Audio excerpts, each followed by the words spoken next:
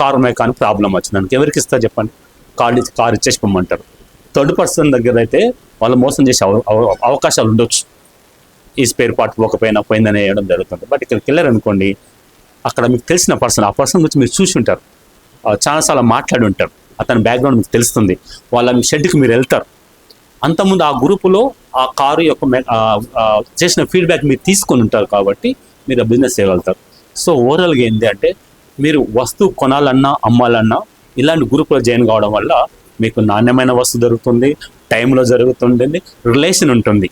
Okay, ఇది నవ్వే trend, కొత్తగా జరుగుతున్న group of business, networking of the groups అనొచ్చు. ప్రొడక్ట్ ఒకరికొకరు తీసుకోవాలి. నా హైదరాబాద్లో చాలా ఉన్నాయండి. సో మీరు ఎవరైనా బిజినెస్ చేస్తున్నారనుకోండి, ఏదో ఒక గ్రూప్లో జాయిన్ కండి.